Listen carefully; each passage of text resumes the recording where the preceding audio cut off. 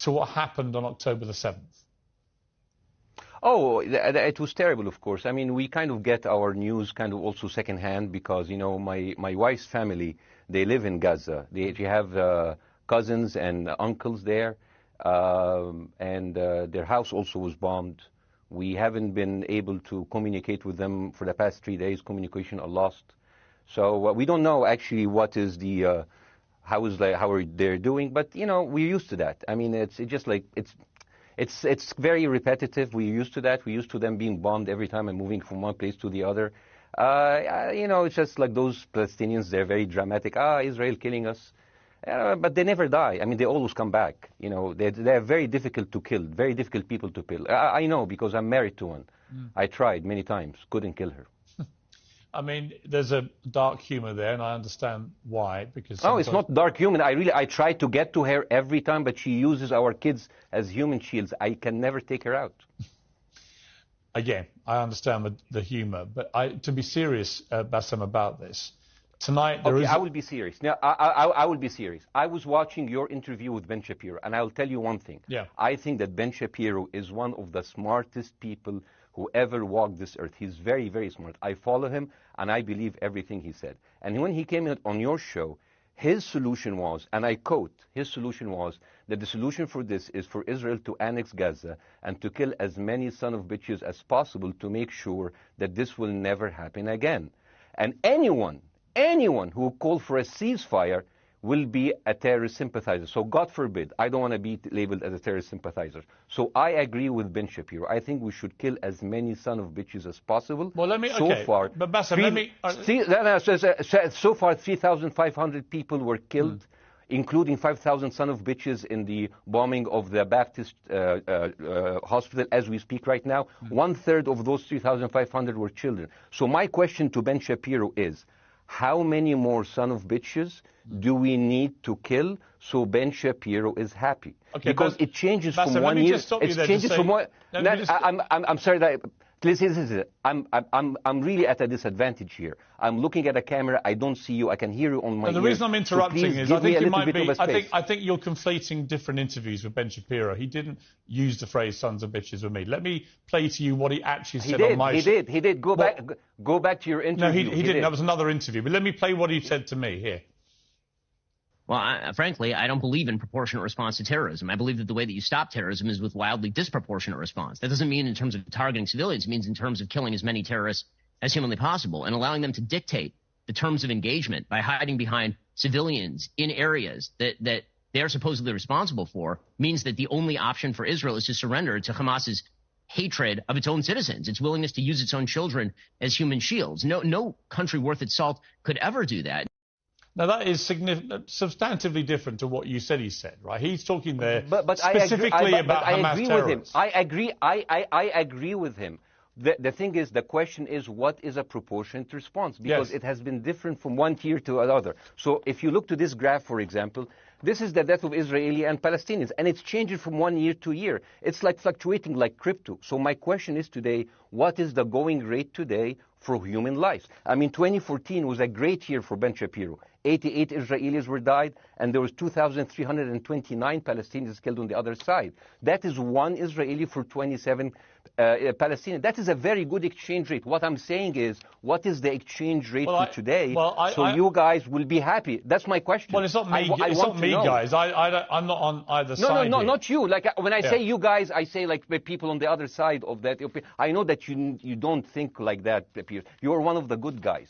But let me tell you something. I mean, the reason that I'm using this is that, I mean, I can't remember what happened in 2014, and there was no music festival, but there must be something. I mean, they must do something. It is their fault. It has to be something. I mean, 2018, 300 Palestinians died. Who's counting, you know? So the thing is, what my question is, let's find what is the exchange rate for human life today so we expect the future death of Palestinians and we'll be happy to it. My response to that would be this, Bassem. I thought carefully about this because I think it's very tricky for people like me to immerse ourselves into a conflict where we're not directly involved.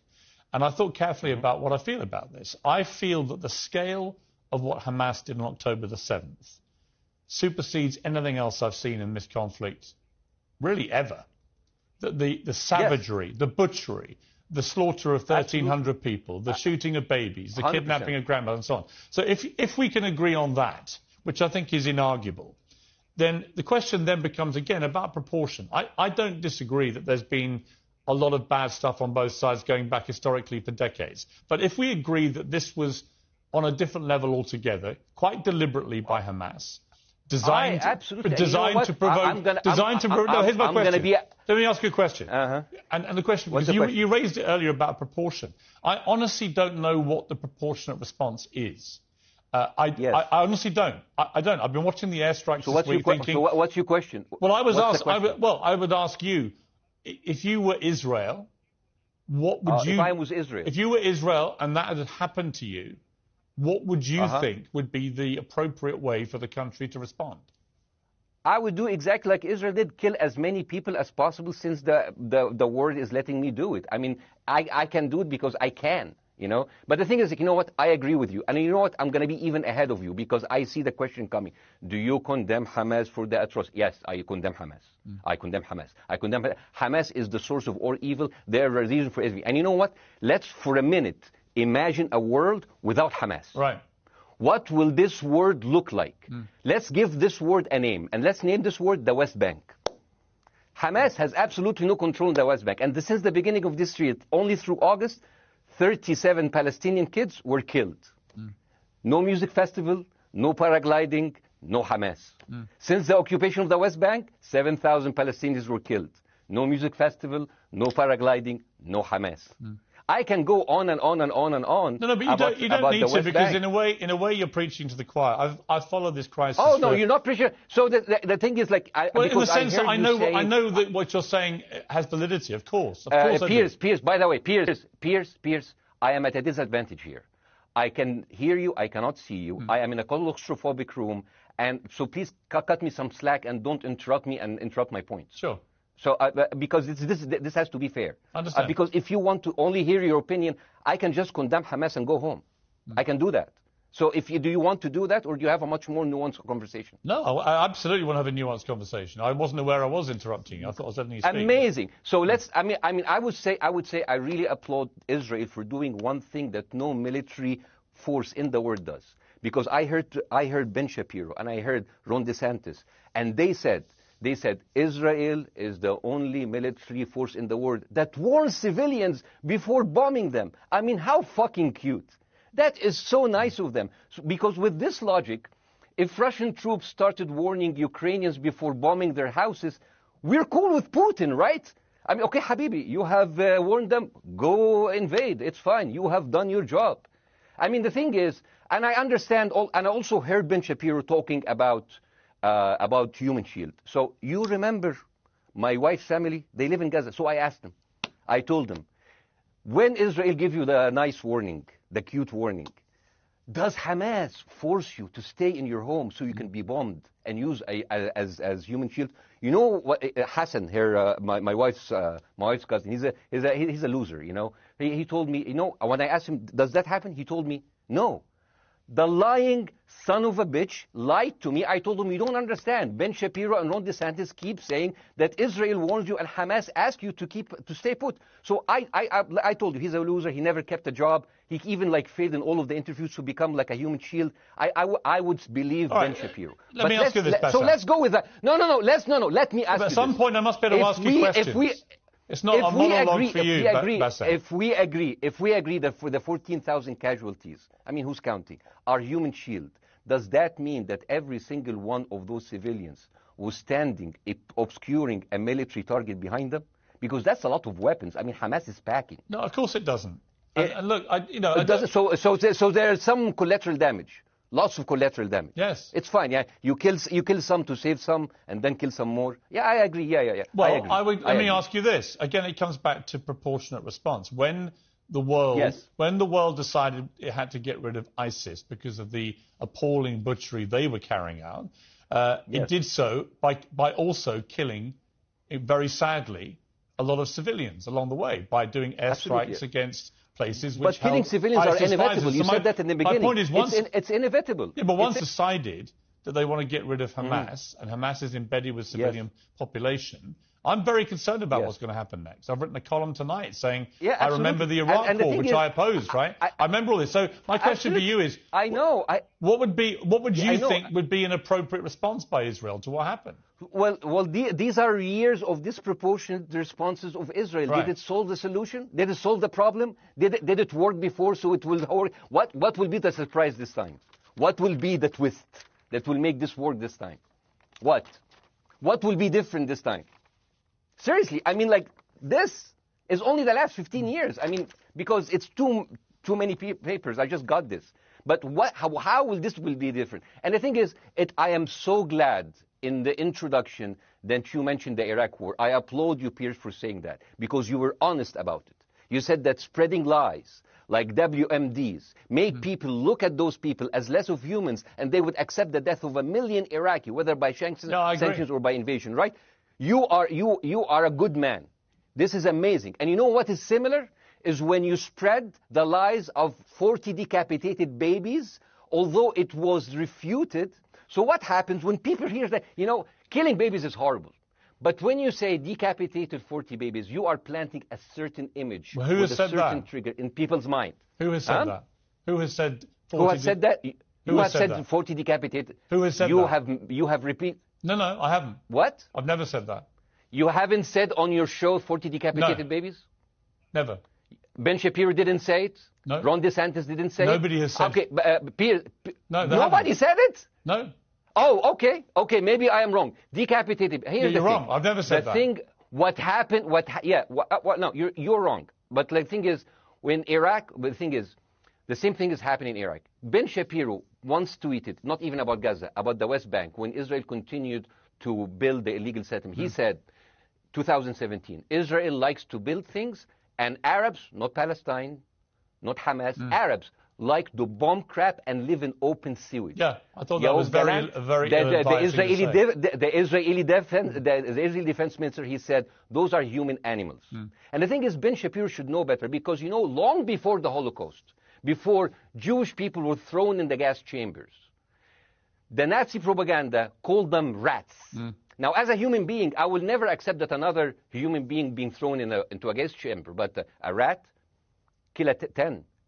Kill 1,000, 3,500. They are son of a bitch. They are human animals who live in open sewage and decapitate babies. And because of that propaganda, Mr. Morgan, that guy in Illinois, the 71-years-old guy, he killed, stabbing the 6-year-old Palestinian kid in Illinois 26 times. And he used to play with him. They used to be friends. But he went in, marching into their apartment, stabbing his mother and killing him, shouting, all Muslims could die. Yeah. It took you 80 years to change one word from Jewish to Muslim. And then you transferred your guilt to us and took away our land. Let me ask you a question. That deal sucks, man. Let me ask you a question. How do we get from where we are now to peace? Well, first of all, you need to change the perception. Nikki Haley, the American presidential candidate, said, we are in Israel in this because it's a fight between good and evil. Now, if you already decided someone is good, he can do no evil. And if you decided someone is evil, it's good to kill them. Killing them is good. You see, and the thing is, it is not like something new. I mean, I look at history and I see, I'm sorry to say this, but Westerners has always dealt like this with indigenous people. You first treated them like savages, Native American, First Nation, Aboriginal. They're savages. Kill all the savages. And then when they're almost extinct, you start feeling sorry for them, like animals. So maybe the solution is that we kill as many Palestinians as possible so the few of them that remains do not bother you. And maybe Netanyahu, when he lives for another 100 years, he'll become a tree hugger. Let me just challenge you on this. And he will campaign for preserving the free Palestinian. You keep talking about Westerners like me. Okay, so let me return the favor, okay? Hamas is dedicated to the complete eradication of Jewish people. I am not the spokesman for Hamas. I'm not saying you are. Why do you keep... I'm not saying you are. I'm not their spokesman. You're talking to me. I fucking hate them. Fuck Hamas. Hamas. No, are you happy? You're missing my point. You're talking in a generalized way about people in the West who always talk about Arabs as savages. I don't. No, I'm talking about America. I actually led the campaign. I'm talking about West. You're missing my point. You're talking in a generalized way about people in the West who always talk about Arabs as savages. I don't. No, I'm talking about America. I actually led the campaign. West, I led the media campaign in this country against the Iraq War. Okay, so I don't I don't see people in the Middle East as savages. You are one of the good ones. But what I would say is, I'm not talking about you. You're great. No, it's not about me being amazing. Great. We love you. It's about the way Hamas behaved on October the 7th was like savages, like a pack of savages. It was the worst atrocity against Jewish people since the Holocaust. There has to be, of course, there has to be a response. They should be eradicated. My question to you is, notwithstanding the history, Bassem, what is the proportionate response? But I don't know. But there's no Hamas in the West Bank, and they're still dying there. So what's your excuse? I don't have any excuse. Okay, what's your explanation? Sorry, my earpiece went down. Listen, I don't make any pretense that this hasn't been a massive problem between Palestine and Israel going back to the mid-40s. We all know this, right? Piers, listen. I'm not saying that you're making excuses, but if you are adopting a certain point of view, you have to at least defend it. I'm telling you there is no Hamas in the West Bank. What is the excuse, not your excuse? What is the excuse to kill those people? Well, listen, this question of proportionality is one that... No, answer my question! I've been answering your question, you answer mine. It's actually not my job to answer your questions. It's not. Okay, not your job. Not. I agree with you. I'm more interested in you, who has family in Gaza, who's an Egyptian in the Middle East, right? I'm more interested in what you have to say. Okay, I'm telling you. I think Hamas is the problem, okay? Right. Now, let's say Hamas is removed. Let's Hamas. I'm agreeing with everything. You want me to condemn Hamas? I will condemn Hamas, Hummus, Hassan, everyone. Guys, so wait. I can't hear you. The earpiece. Damn. Okay. Oops. Okay. Yeah. Okay. I do need help. I think. Okay. Just go back. Is he there? You go back. Can you hear me? Okay, go. Thank you, guys. Can you hear Bassem? Yeah, now I can hear you. Okay. So here's the thing. Can you hear? Okay. So let's say, for example, Hamas ceased to exist. Okay? Do you hear me? Yes. Yeah? Hamas ceased to exist today. Now, right now, in Palestine, in West Bank and Gaza, 20% of Palestinians go through Israeli prison system, whether imprisonment, whether interrogation, whether torture. And the rest of them, they live a life of daily loss of land, of homes, of life, and they are suffocated by this. So let me ask you something. If you are a Palestinian living into these conditions for decades, would you sympathize with your oppressor, or sympathize with the people who claim they resist them even if they are terrorists? I have made no secret that I think the conditions Palestinians have had to exist under are completely unacceptable. Yeah. I've said that for years. So the question then becomes, how do you forge peace between two warring parts of that region who for decades have approached peace, in my view, with mutual sledgehammers, with no actual desire to have peace? And I think it comes down in the end to great leadership. And I don't think there's great leadership. I don't think, well, hang on, let me make my point. I don't think there's great leadership on either side. Where is the Nelson Mandela figure here to come through all this hatred on both sides? Nelson Mandela? Yeah, where is that Nelson figure? Nelson Mandela actually have criticized Israel for being a horrible state. All of the South African activists have actually called Israel. My point is about how he responded to a country that was so divided. Is a template for how you get to peace, isn't it? I haven't met Nelson Mandela, so I wouldn't know. But like there's a point. There's a very important point here. You know, I want to understand what is the logic of Israel carpet bombing Gaza. I mean, if there's a logic, if this will make Israel safe, I want to hear the logic. So if they continue bombing, what are they hoping to achieve? Well, I think we know what their stated aim is. Their stated aim is to eradicate and wipe out Hamas. They believe Hamas are living predominantly in northern Gaza. They also are aware they're living amongst civilians. So it's an incredibly difficult thing. As I said in my monologue, it is very, very difficult to see how they do this without massive collateral damage. So if I can understand this correctly, basically Israel is doing this to pressure the Palestinian community in Gaza to turn against Hamas. Is that right? I'm sure that's part of it, yes.